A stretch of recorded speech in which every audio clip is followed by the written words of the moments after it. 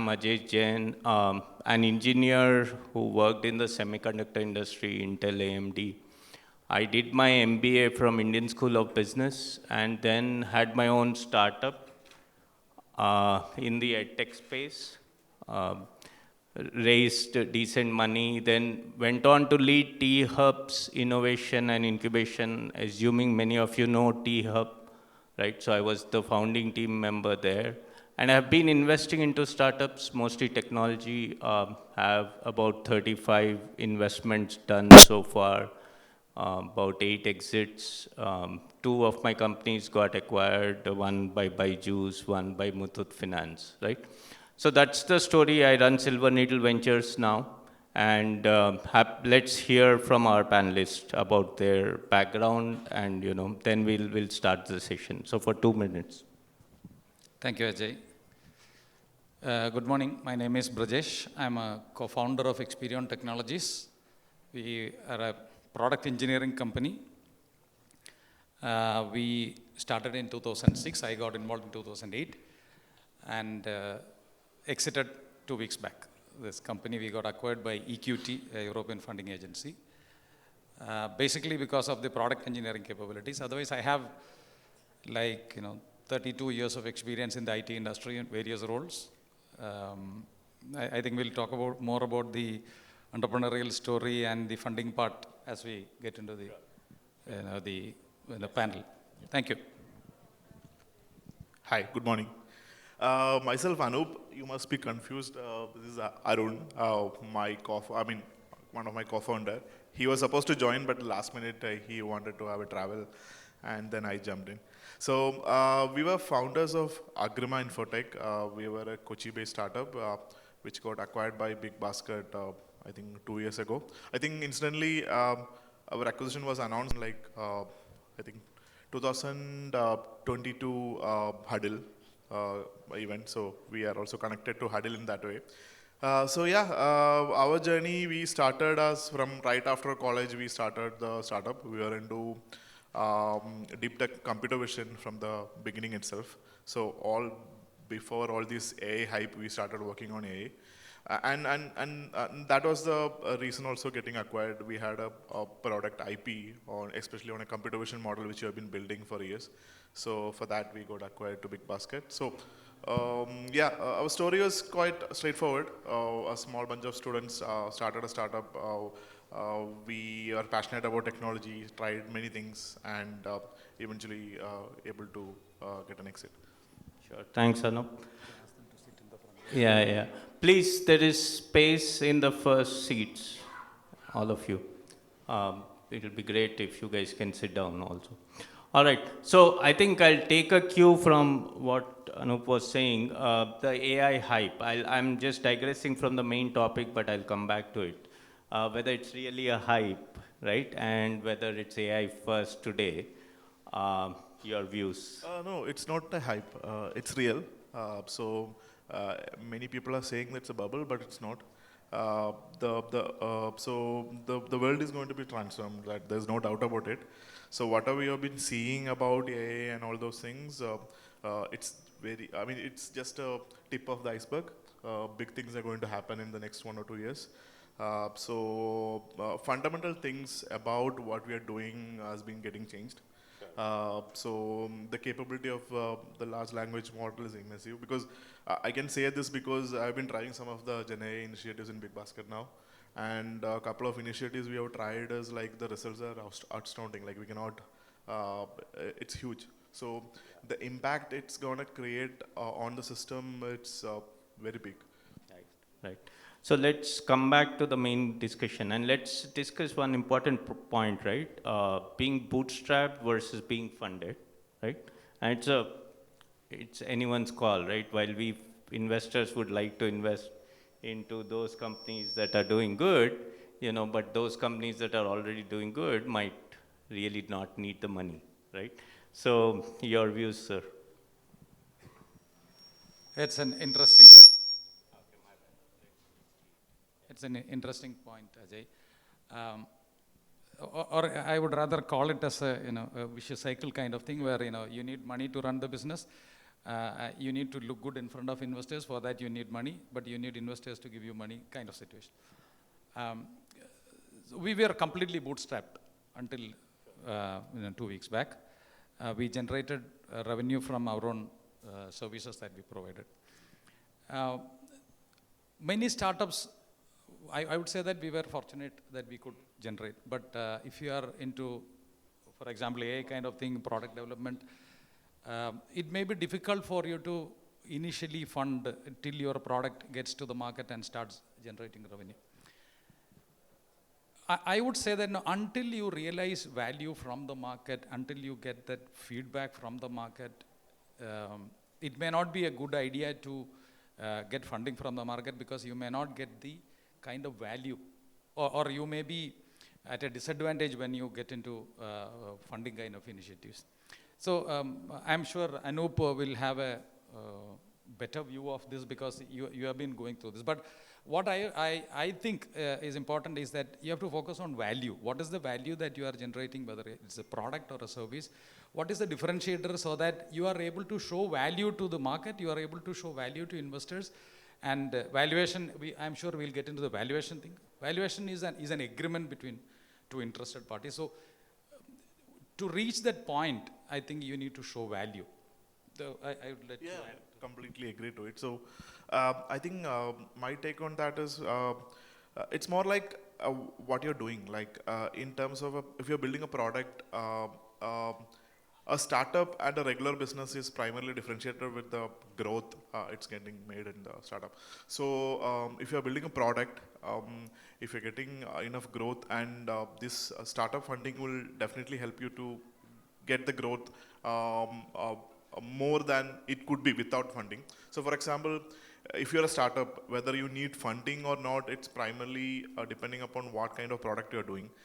So certain products requires a lot of funding depending upon the, for example, if you're building an AI startup, you need a lot of funding for your GPU trainings and your cloud builds and all those things. Without funding, you cannot build the product. Again, if you're building a product which can generate money in the initial dates itself, then you can raise a proportionate funding so that you don't end up losing a lot of your equity. I think the key part here is that how do you manage your cap table and how do you manage your initial equity. So rather than raising fund, from whom you're raising is very important, because that depending upon that, the future of your startups can happen. So just for the sake of funding, you should not raise funds. Only raise fund if it's required, and raise only funds from good investors who know startups really well. Yeah, that's an interesting point, and I'll take a cue from there. But I'm assuming there are some reserved seats, but please come and occupy them. I'm sure no one would object. So, feel free to sit here. One of the questions is just to understand the pulse in the audience. How many of you are founders? Can you raise your hands? Say a yes. Wow, nice. All right, great. So the audience is right. Again, please, all those who are standing, if you really want to sit, there is seats here. And I don't think the people will mind. All right, so I think I'll take a cue from that, right? The right investors. And, now one question is, I'm in it only for the money, right? That's one question. The other question is, I'm in it for the money and what you bring to the, like Silverneedle is clear that we wouldn't go in on if you only need the money. But how do you really find the right partner? And it's a difficult question for anyone married or not, but just trying to understand how do you find the right partner? Either. Okay. So are you asking about the cultural fit, if I may? I don't know. You will have to define the parameters. He said, find the right investor, right? Yeah, that's a very important point, especially when you are building a product, because the investor should understand the dynamics of what they are getting into. So if somebody is looking at, as you said, if somebody is looking at making quick money rather than investing in a stock market, somebody said, if you invest in startup, you will get 20x returns, and start monitoring or start following up with the investors, with the founders on the cash flow or the EBITDA on a month-to-month basis, it may not work out, and it will only add more pressure on the founders. The entire startup can bring down the entire startup if you don't get the right kind of an investor. So understanding the investor is equally or more important than giving a perspective about your startup. Both ways. So as the analogy, if I can take from you, it's like a marriage. You have to make it work. But before that, you have to do the background work to understand who is investing, what are their interests, whether this is going to work out, whether they have the kind of patience to, to be with you till you make it big, or at least to you realize your potential. Yeah, I think one point I would like to add is that I think different levels in your startup, you need a different kind of a investor. So in the early days, you might need a angel investor or an angel fund, which culturally fit into a system, which they can support you and go in the growth stage, you might need a strategic investor who can help you out reaching to, for example, if it's a B2B customer, if the investor has a good portfolio, which can be your customer. So it's about strategic investment. But all these things depends on which stage you are in and the kind of investors required. But one thing which we need to really take care is that whenever you raise an investment, when you get desperate about money, you end up signing some investors who doesn't know much about the startup investing. So these investors may start pressuring you on multiple levels. Like, for example, if you have an acquisition offer, or if you have an investment offer, these people also will influence on your decisions, and which can go in a good way or a bad way. So that's where people who know startup investing and people who are really know how these things works is always matter. So one thing to avoid is that people who are not into startup investing and who doesn't know how to invest and how to track startup, you should be careful about taking money from. All right. My 2 cents on my own question, right? I think, see, there are 2 types of investors in general, right? There are these passive guys who wouldn't intervene, they're just investing. Even many government agencies might fall into that bucket. And then there would be the active ones who are saying, hey, look, we'll come in, we'll take a board seat, or we'll take a board observer, whatever, right? So you'll have to understand who is who and then decide how do you want to traverse the path, right? But coming back to the idea of valuation, right? And it's a $1 billion question. How do you value companies? I think we give a lot of weightage on it in my head, right? And it need not really be so much talked about. But your views on how does one judge if it's a right valuation, and what are the other parameters you would take into account to understand, if valuation is the key point or there are other things to discuss about? I think valuation is a very important aspect because that defines your the growth journey, because the startup has been, the growth of a startup is ideally kind of tracked on the way how the valuation is being done. So getting a better valuation is good and bad for the startup. So for example, if the valuation is super high and you raise some money, and then you were not able to convince the next round of investor about the higher valuations, then you may need to do a devaluation and few other things, which will end up creating more trouble in the system. So always it's good to have a right valuation, and right valuation is always question depends on the investors coming in, and it always been driven by market, I would say. Certain sectors will be active in certain time, and obviously the startups in that sectors would eventually will ask for more valuation. It's all about demand and supply to a level where you find more investors to invest in certain category and there is less startups. Obviously the valuation can be higher. But again, the valuation, my view is that valuation should be balanced, so that if it's become too high also it will be an issue. If it's too low also it will be an issue. And there are thumb rules in the market which can define valuations. For example, SaaS company, 5 times your annual revenue could be a baseline to start valuing your company. The B2C companies, like depending upon your active customers and adding the cost of acquisition of customer in that market, multiplied with certain factors also could get to a valuation. So there are certain tools to value a startup, and it also depends upon a competition. Like for example, you know you have a product and you have certain customers, and there is a competitor who has recently raised some money, and it's always been balanced out in that market. So it's a tough thing to decide the right valuation, but from the founder's perspective, we should make sure that valuation is not super high or not super low. That is the only thing we can focus. Sure. I will ask you a question towards the end of this, but I think what you said is right. You have to go for the right valuation. But what we need to understand is valuation is an agreement between two parties. There is no absolute figure as to, this is my valuation. Because when Anup mentioned about what is the demand, or for example, a strategic investor is coming to you because there is a specific reason and a specific value that they find in you. Yeah. That case, you may get a slightly better valuation. But if you don't perform as per the valuation, it can all be back on you, right?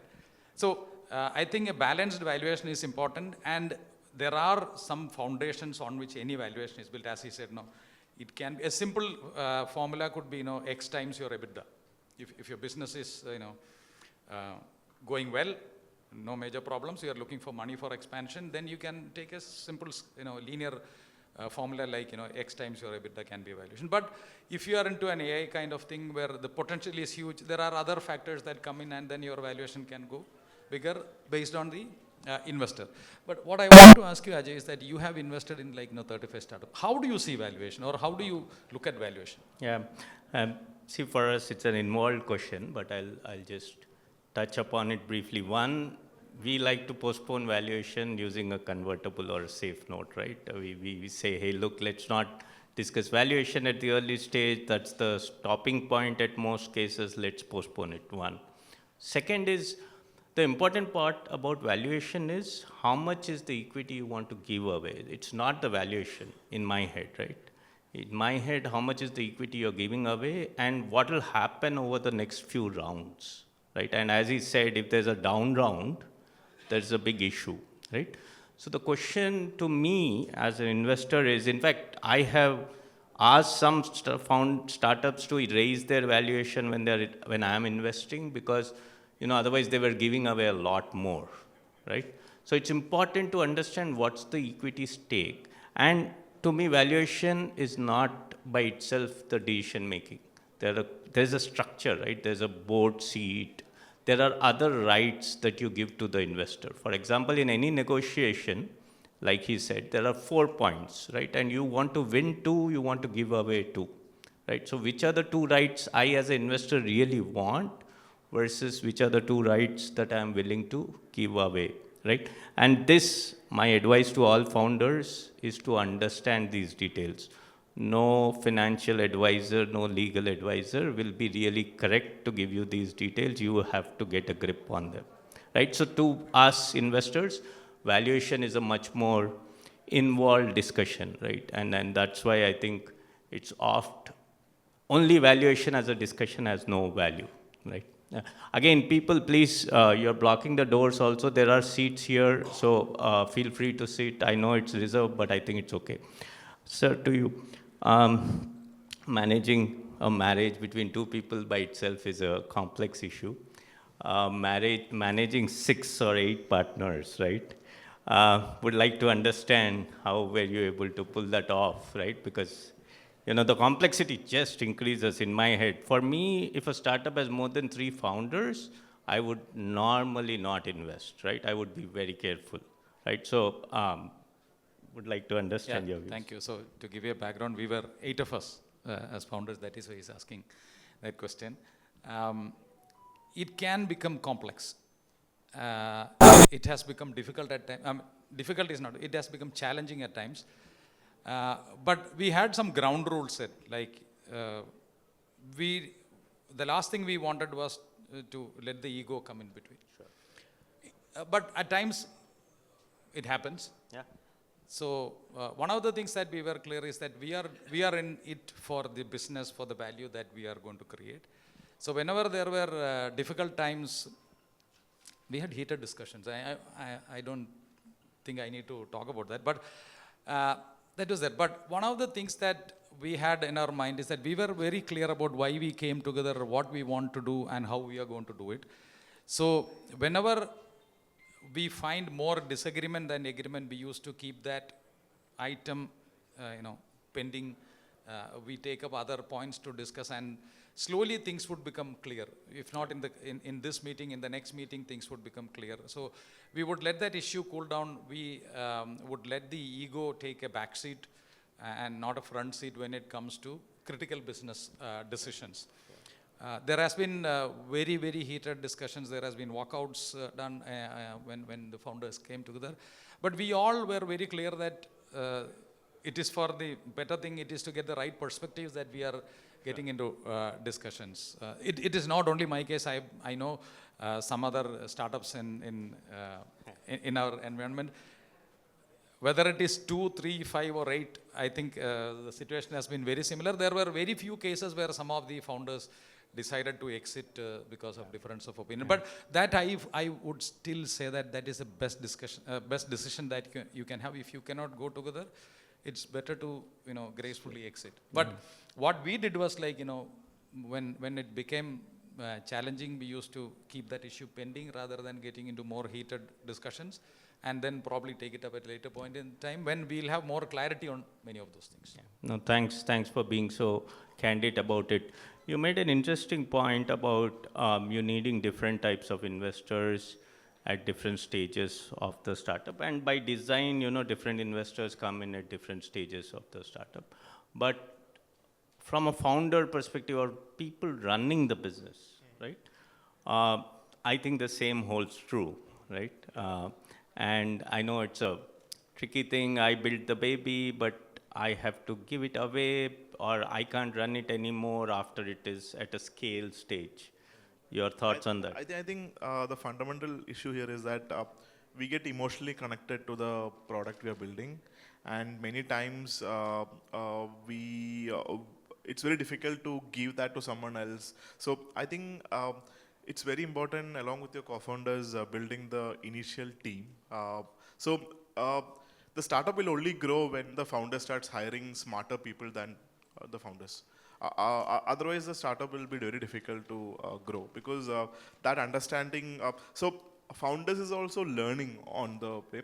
Sure. I think if they are not able to learn and transform by themselves, they need to figure out someone else to run these things. Not only in the leadership level, any aspect, if you are new to a certain thing, rather than you learning and doing, you bring in people who know and they can do by themselves.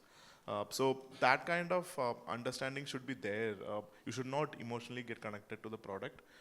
You should think about the higher value you're creating, the problem you're solving. You should be obsessed over the problem you're solving, and rather than being connected to the product, whatever you build. So I'll digress a bit and discuss about importance of compliance while building a startup. See, I've seen hundreds, thousands of startups, right? And even in our due diligence, we do see red, green, yellow flags, right? We decide whether it's worth taking a punt or not. So your thoughts on this whole compliance bit and yeah. Very, very, very, very, very important, but I cannot overemphasize enough the importance of compliance, because we jokingly say that you cannot challenge the government. One example, because you are not going to gain anyways. But what happens is many a times the founders are, or that is the common excuse that you hear, they are focused on building something and compliance is not important. We'll see when we reach there is the kind of attitude that we have, but in many cases it'll be very late. It is extremely important to comply with the regulations. There are a lot of regulatory requirements now, especially when you are a private limited company. Probably you will realize the importance only when you get into a discussion with an investor. And I know cases where investors have walked out just because they found it risky to invest in a company because of these compliance issues. I've been a mentor for Kerala Startup Mission for the last, I think 12 years or so. I've seen many startups. Many of these founders are misinformed and misguided in this aspect. It's not deliberate though. So, if you from the day one, if you are focused on doing your business, fully complying with the regulations, I think it becomes easy. Some of these things, remain as black marks when you get to a stage. When you're looking at investments, your past mistakes might haunt you. So it is always important, it is always better, it is always easy to be from day one complying. And many cases, what happens is in a startup, the board will not be different from the founders. The operational people will be same as the board. So we take it very lightly, We entrust the company secretary to say that, no, the board meeting for this quarter was done, they'll file it, you don't know what is happening. And you will not be knowledgeable also in many of these areas, which otherwise is not very complicated. So one of the things that I can proudly say now that this is not the first discussion that we had with the investors. So we had 4 discussions in the past, and we could pass the due diligence without much concerns because of the importance that we gave on compliance. We did not have any major red flags on compliance. That is one of the major points, and it was an early realization that we had that we should comply when we do business. I'm sure you will have other points to say. I think compliances in the say there are things related to government, but there are the paperwork you also do with your co-founders and the investors. That is also quite important. Like for example, the shareholders agreement you sign after raising an investment, and the way the whole board, the director board and everything is structured, and the rights have been structured. All these things really matters when you scale up. So for example, when you are raising your initial rounds and you end up signing a very rigid SHS, the next round of investor won't be comfortable in investing in those companies because they don't have enough room to involve in the startup. So those kind of things are quite tricky. So for early stage founders, it's best to raise funds using simple convertible notes and safe, and then go into equity rounds, because once you have the product market fit, once everyone is serious about it. But otherwise, the challenge is that you end up signing into lot many terms which you're not supposed to in your early days, and then it becomes a blocker for your next round of funding. So many times what happens is that the investor agreed to invest, and while doing the due diligence, they'll get to know that there are certain things which are not done properly in the startup. They gets back out from the funding, and this will create a network effect in the system that it'll be difficult to raise fund from other investors as well. So many small things, like you say that we'll look into it later kind of things. You keep it in your system, but later it can be a bigger issue, either raising a fund or say for getting acquired. I think bigger companies have a longer due diligence process where they go into every aspect of your startup. So if you are doing certain things wrong in your compliance or in your paperwork, you may end up losing the deal itself. So it's very critical to have your compliance paperwork, everything neat and clean. And initially it's like Brajesh said, there are so many misinformation in the system. Like there are so many chartered accountants and company secretaries who may take more control on your company than. But so founders should also step into it. They should learn the basics about all these terms. They should know what's happening with your company rather than just a paperwork. You should not ignore it. It's very important. That's great. In fact, I call it sometimes one of the problems I call is the uncle problem, right? Where founders give for 10 lakhs worth of investment, they give 10% to an uncle, right? And that uncle stays on the cap table. And it's extremely irritating and irksome both ways, because you cannot just remove the uncle from the cap table. He's an uncle after all. And, when investors come and see that, you have given 10% away, that's a big challenge. My advice to all early stage guys is be careful with that one, right? I'm sure many of you have already done something like this, but be careful with that one, that hurts badly. Yes, just add to that. Now, this is an important ignored aspect when it comes to compliance. You take money left and right from known people, friends, relatives. There are a lot of compliance which RBI mandates when you take fund from somebody. Even as a director, as a founder, I said, no, it's my company, I can bring in money, so I bring in money. But please understand, these kind of things can create problems later on.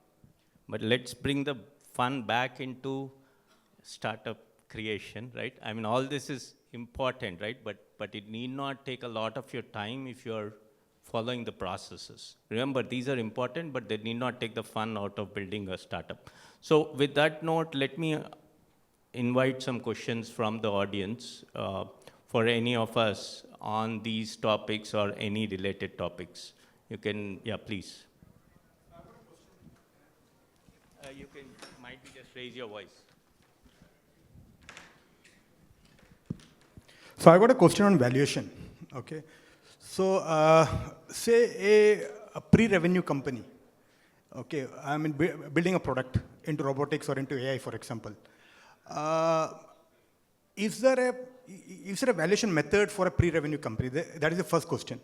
Okay. Second, most of the times the valuation is left to the founder, right? So if I don't fall with an incubator or an accelerator, I go to a CS, for example. The CS asks me, how do you want to value a company? What is the valuation you want to put for your company? Right? Now I can have an arbitrary figure, say 200 million or 250 million or whatever, right? Does the investor accept it? That is the question. I'll answer and might be you can add to it. See, firstly, there's a market, right? So there's a demand, there's a supply, and it usually meets, let's say, 10% here and there. So you can claim anything, but you know that investors will stop talking to you if you claim a number which they're not interested in first, right? No C star, no CSCA, whoever, can do any justice to you, especially if you're not a revenue company. So I would advise not to even go to them, right? That's my second submission. Now, what happens in these early stages is there is a comparables method that might work, right? Any other startup in similar space, what did they raise at? And then you can compare and say, right? And there are databases out there that help you do that, right?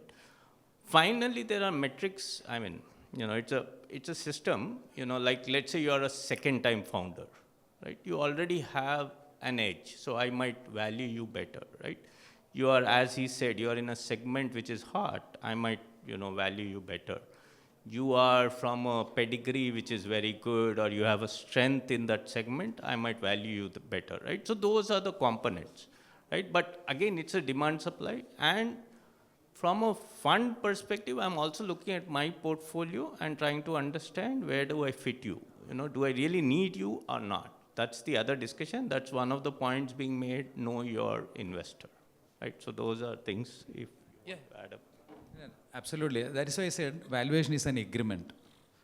So if I am going to invest in your company, I have to agree to what you are saying. So I might have seen some value in you. Since yours is pre-revenue, it is all based on projections, right?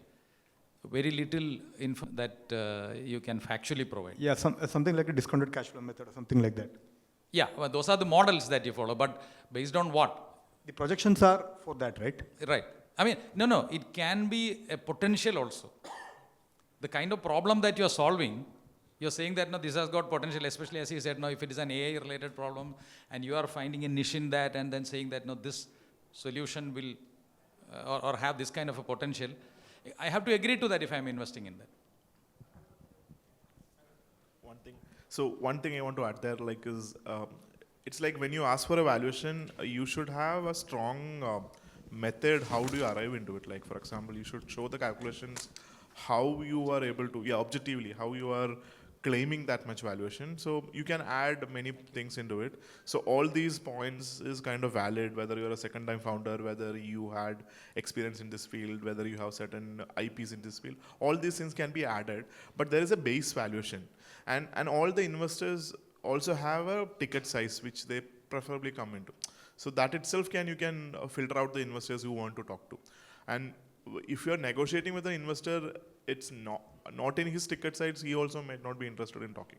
So it's all about the demand and supply and the way how do you formulate the valuation, and it should be convincing enough. And again, there is no point of asking more valuation. Going forward, that will be a bigger issue for you as well.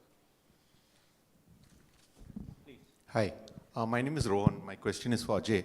So you briefly touched upon, when you get into the boardroom, the directors, what to get, what to give, what to keep. Could you just deep dive into that for a little bit of what does an investor look for? What should a founder look for?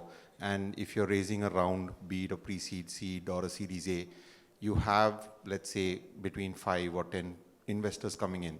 How many of them should get a board seat, etc.? Does that depend on the value? Does it depend on the growth or strategy that they bring in, etc.? So yeah. Yeah, there are multiple facets. I'll try to cover some of it, right? Firstly, a board, for me, a good board composition is 2 founders, 2 investors, and 1 independent board member, right? At what stage would that? Sorry? At what stage? Age. Early stage? Early stage. Oh, right. Okay. Anything beyond raising about 2-4 million is when I think I wouldn't define stages because they're all over the place, right? I mean, someone can raise a 4 million and still be in pre-series A, and someone will be in a series A. So I wouldn't go there, right? But anyone raise those monies should have that composition, right? It's good for the company. Now, what I would do when I'm on the negotiation table, right? 1 is the valuation, right? 2 is the rights that I am giving away, right? And all investors want these rights. You would be deciding whom to give what. Now, the third important thing is the board seat, right? And a board observer seat. Now, that you remember is a percentage of your cap table. So that's important, right? But the other important thing is, do you see the value they can bring to the table? Will they be active? Do they have the time, the bandwidth, etc., right? Now, I know of investors who are clear. Being on the board is a liability as well, right? So I know of investors who are clear that don't want to go there, right? But if they are able to add value, and that's one of the points he was also making, that, investors, you should be pretty close to them to understand what they bring to the table, right? Understand their pedigree, understand why would they want to be on the board, right? So I think that's a critical decision, because once you have made that, it can go both ways. So those are the key areas. There will be smaller other points, but those are the key areas that I would look at, and then decide the whole process. Thank you. Yeah. Just one follow-up question on that. Why did you ask that question? Because we are actively raising around and just... What is your concern if somebody comes on board? No, the question is more from what do they add? Like Ajay said, I think being active to the expansion and growth of the company would be something that is important for me.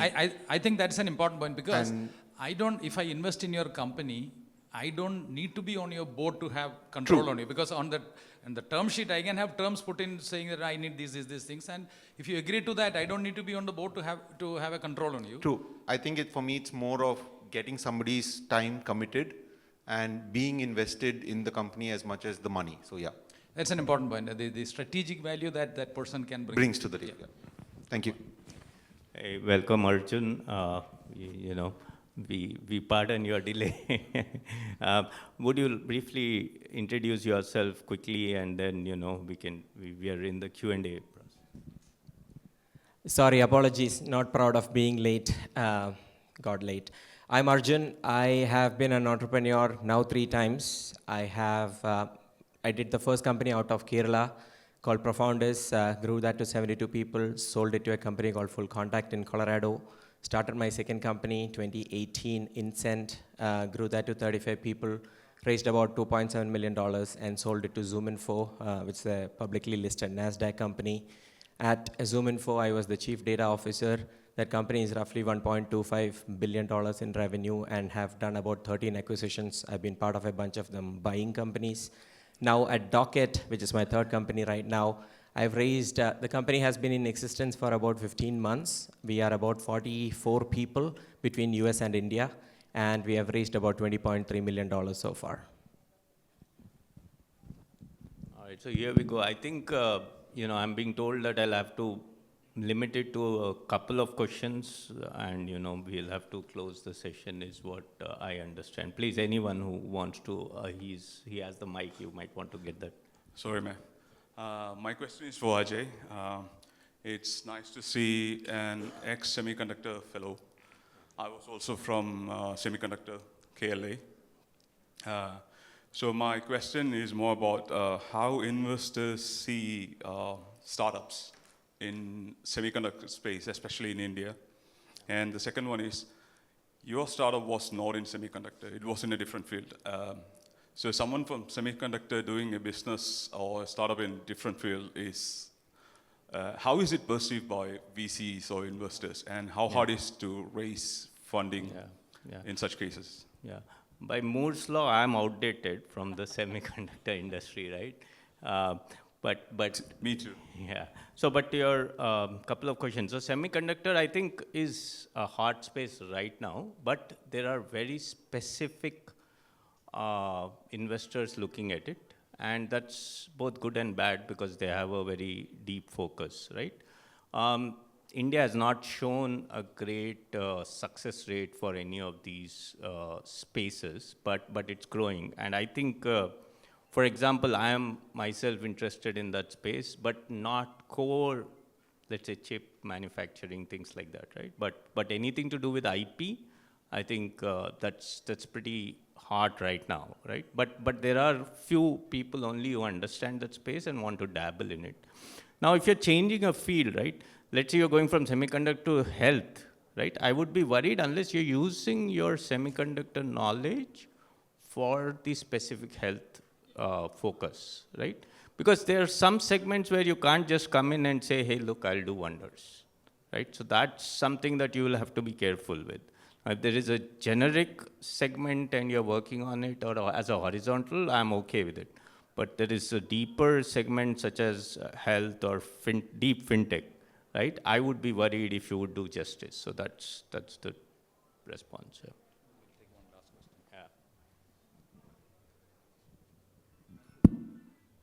You can raise your voice.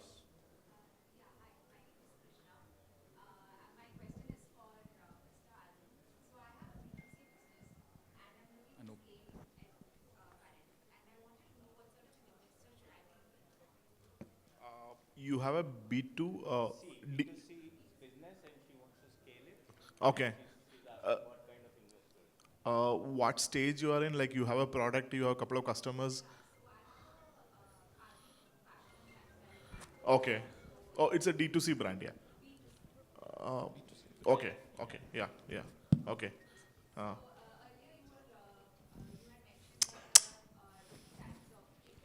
Yeah. Yeah. Uh, so if you're raising your first fund, ideally, the first fund, the easiest one would be friends and families, and the next thing would be angel investors, like who can. So in US space, you might find a strategic investor who can be the early investor, who can again help you bring the other round of investment. So maybe a celebrity investor or a strategic person, that would be the right person to like a business like yours to have a first investor. So then from there you can find the next set of investors and move on. Yeah. The best way for you to find the kind of investors who are interested in what you're doing is to look at other companies that have gone 2 steps ahead of you and look at the kind of investors that have invested in those companies. Might not be competing, might be more complementary. It's not good to find competing investors, but look for those people and look for people who have operator background in the B2C kind of business, because B2C is pretty different from the B2B side. So look for those investors and the second main thing, I think, I know Arun mentioned this, the stage specificity is very critical. If you are at a seed stage trying to raise $1 million or a $2 million or like 5 crore or 10 crore, then the kind of investors that you should look for is different from if you are trying to raise a 20 crore or 40 crore. As a thumb rule, the best way to think about it is a fund will be looking to invest 2% of their fund size per check. So a sweet spot check size. If a fund is $100 million, their sweet spot check size is $2 million. So if you are only raising 500K, don't go to the 100 million check. Go for the $20 million funds, because their sweet spot will be sweet spot for you. So look for the stage specificity, look for the domain specificity, and then reach out to investors. Yeah.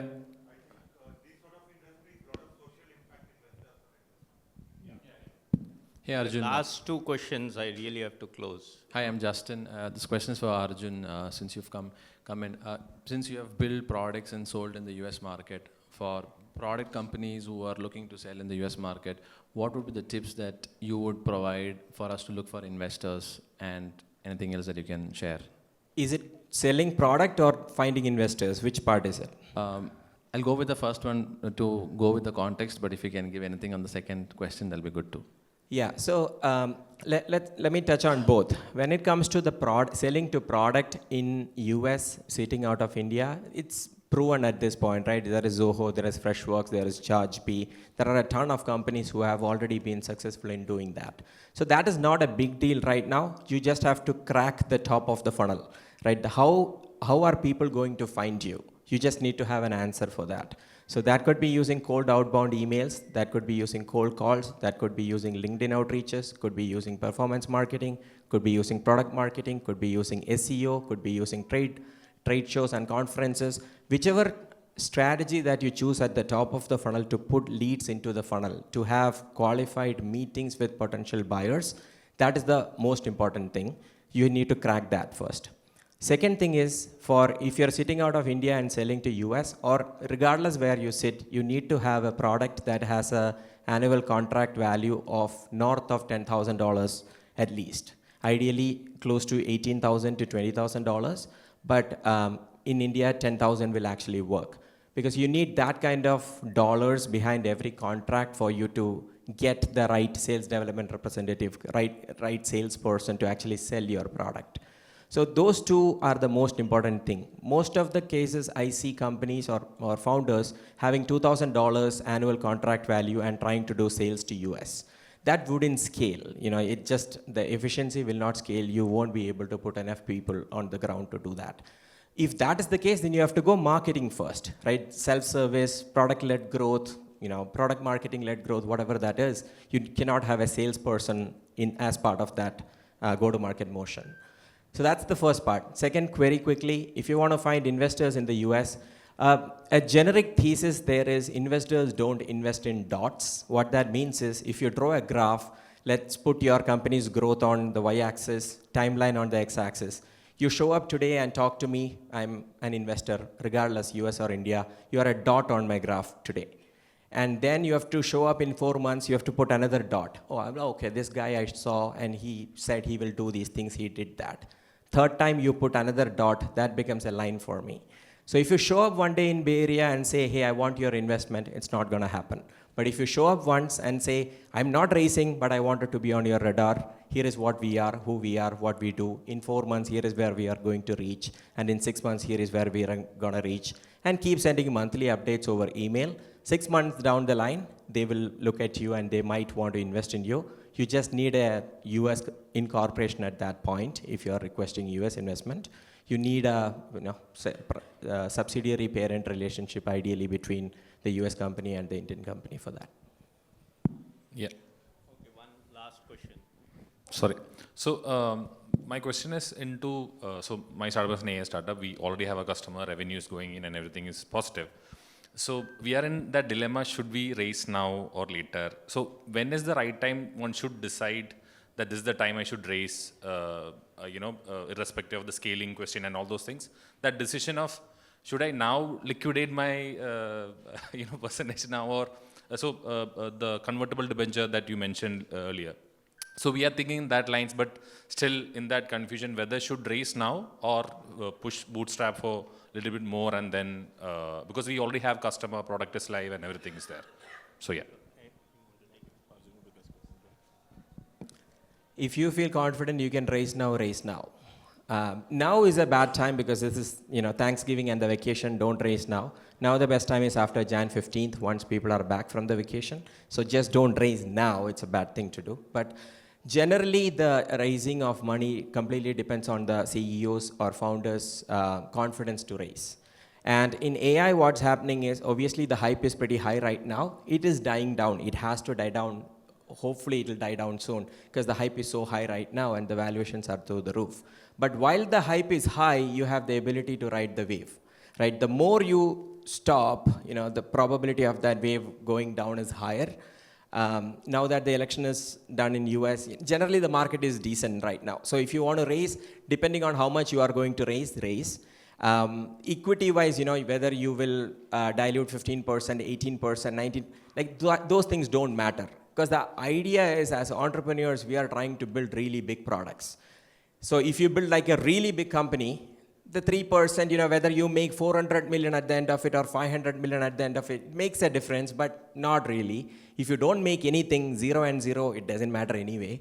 So don't worry about the equity that you will lose. If you can raise the money, in the AI world at this point, the market is so frothy, and the kind of things that everybody is doing, including the incumbents, is very, very rapid. So the maximum shots at target that you can get is what is most needed for you to potentially get to a success. So the maximum number of times you can hit at the goal will directly depend on the capital that you have, right? So well capitalization is kind of an advantage at this point.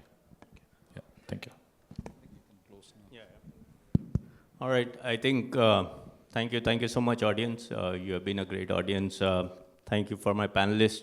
I'm sure we are around for some time, so if you have any questions, we'll be happy to take them. Again, thank you.